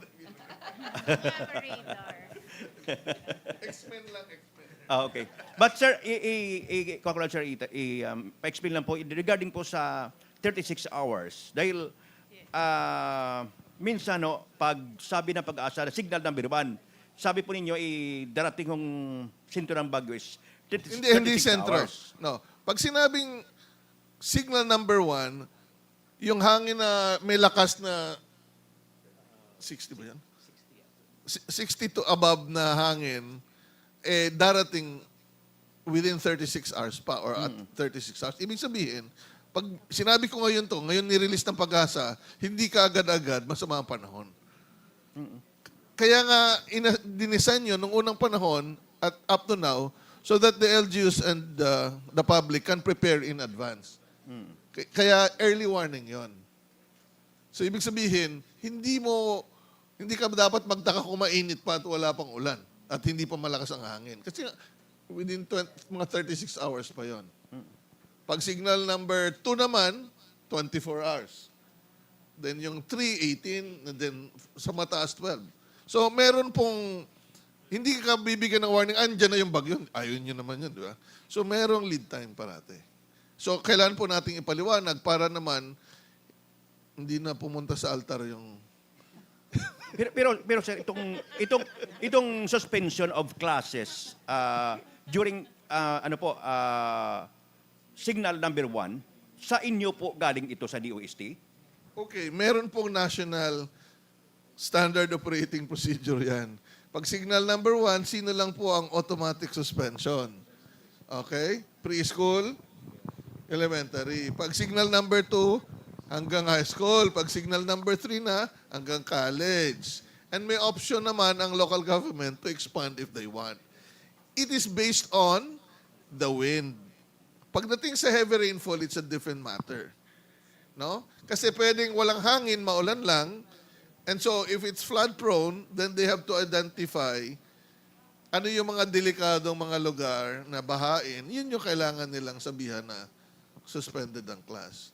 And unfortunately, kung flat area like Iloilo, and malaki ang coverage ng rainfall mo, wala silang choice, malakihan. But at some point, kung meron ng detalye, and hindi naman ganon kalawak yung mga pagulan, in the future, pwede na silang targeted na lang yung suspension. Unfortunately, maraming kailangan. Kailangan malaman kung yung mga pumapasok sa ganitong lugar, talagang taga doon lang. Kasi baka naman magta-travel sila, tumatawid sila sa mga delikadong lugar. So, because of those complexities, na kulang pa yung data, ang ginagawa usually ay buo na ang kinakancel. Sir, clarification, follow-up lang doon sa signal. Kasi di ba automatic, pag signal number 1, walang trip, canceled yung trip. Although 36 hours pa naman na lead time. So, parang marami yung stranded in case di nila alam. Also, with suspension of classes, since 36 hours pa naman siya na lead time, kailangan pa mag-suspend ng klase. Usually kasi di ba, ang thinking siguro, sir, it's not parang signal number 1. Nasa signal number 1 na tayo. Hindi siya parang forecast, parang now na, current situation na. Kaya nga, yun yung kailangan. But rainfall can happen even without the signal. So, importante din yung makonsider ng LGU. Now, pagdating sa suspension, yun nga ang instruction ko, maybe at the RDC level, this can be discussed, and PAGASA and Coast Guard can look at it. Kasi marami economic losses that happens because of this. Kasi sir, parang kawawa yung LGU na hindi siya mag-declare ng suspension of classes kasi, signal number 1 na. But si Mayor, hindi pa. I mean, we have to educate our kababayans. That's why ang media po ay napaka-importante. Kasi sa inyo pa lang dapat. Kayo pa lang ay ma-educate na para hindi kayo ang maunang mag-criticize. Mas mahirap yung kayo ang mag-criticize sa PAGASA. Ibig sabihin, hindi nyo alam yung forecast, di ba? Ha? Hindi, no. Even some media would criticize because they don't understand the forecast lead time. Kayo nga ang kailangang makatulong sa pagpapaliwanag. Meaning, PAGASA need to further continuously i-update yung mga information. Kay Secretary Solidum. Johnny Diaz po sa Iloilo Newsline. Sir, noon, pinaprocess pa po ang data mula sa Manila. Kisa doon sa Ruas City. So sa ngayon, maasahan na natin na accurate na ang data natin dito sa Doppler radar?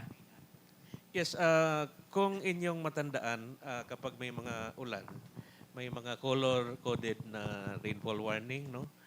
Specific ang mga lugar o city na maapektuhan, Iloilo, Pasig. And then kung pila ka oras maabot ang ulan. Isa sa mga importance ng facility, no, na may ara kita subong. Amo ni ang ginagamit para maghatag kami ng localized weather forecast. Ang tawag namon sini nowcasting, kay ang lead forecast range ay hours lang. So nakita naton ini, no, na kapag may mga localized na weather systems like thunderstorms, biglaan lang nga ulan, kung kaysa 1 hour nga lang, no. And then very important, especially kung may mga outdoor activities tayo. So, yung localized information para sa Iloilo province, dito naman gagaling. But remember, pagdating sa forecast ng bagyo, it's a description of the typhoon movement and how it affect the whole Philippines. National yun. Kaya talagang maghihintay kayo doon. That's why there's a regular interval. Pero yung information directly from here, you can get. In fact, yung real-time Doppler radar, you can actually access it in the Panahon app ng PAGASA. And the command centers can actually be allowed na mag-access doon. So may iba-ibang real-time, may lag-time yung iba. Any more questions po? Yes, sir. Sir, dito po tayo sa Lindol na po. Dahil nung last day po, mayroon pong 4.8 na earthquake dito sa amin. Ano pong posibilidad na mayroong malakas pa? Sana hindi lang, no? Dahil mayroon po tayong kanlaon na sa ngayon na binabantayan. Ano pong status ngayon? Dito, anong posibilidad? Yung sa Lindol? Yung sa Lindol. Okay, let's be very clear. Is the question like this, na is there a possibility of a large earthquake that might affect Western Visayas? The answer is yes. The next question is, what damage can we expect? If we prepare, strengthen our structures, then less damage is expected. If we know how to respond to the earthquake, less additional injury. So where would that come from? In the history of Panay Island, there were large earthquake events that were sourced or that originated from the West Panay Fault. Ang kwento po dyan, para mas maintindihan nyo, flat ang Iloilo and a big part of the other provinces. The only mountain range is on the western side.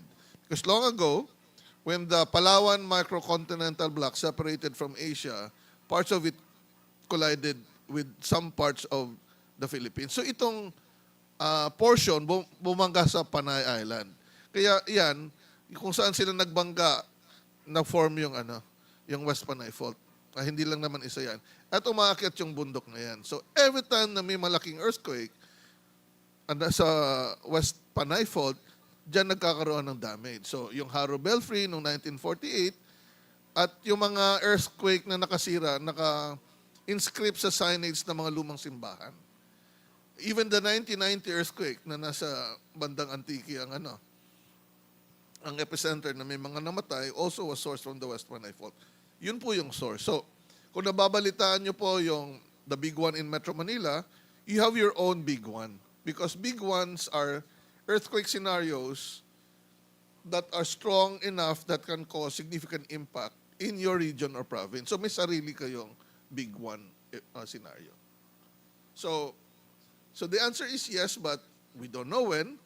The important thing is we should prepare and be ready.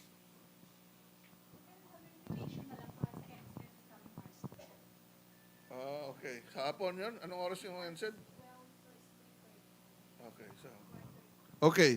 So March 12. Sa atin po mga kababayan at mga lokal na pamahalaan, mga government departments and private organizations, sumali po tayo sa National Simultaneous Earthquake Drill, gaganapin March 12 sa hapon po. At maghintay po kayo ng mga detalyadong abiso sa Office of Civil Defense na nangunguna sa pagdaraos ng National Simultaneous Earthquake Drill. Thank you very much. I think lahat naman po ng ating mga katanungan ay na-cover na. Wala na pong tanong. Going once, twice. Okay na po. Alright. Thank you very much po sa lahat ng insightful questions and for the members of the panel for answering the questions of our partners in the media. So on behalf of the DOST and DOST-PAGASA, we thank our distinguished guests and our partners from the media for joining us in our celebration today. May important announcements lang po. So at this point, we will give the tokens of appreciation to our distinguished guests. Ano yung bagyo? Bag lang, hindi yun. Bag for you.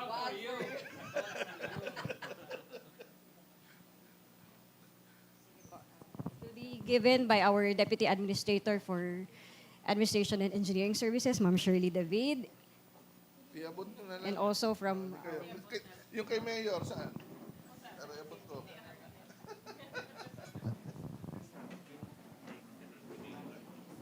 Sa akin yan. Okay, iabot ko na lang dito. Thank you very much. Ay, saan yung kay Mayor? Ay na. Mayor. Doppler radar yan.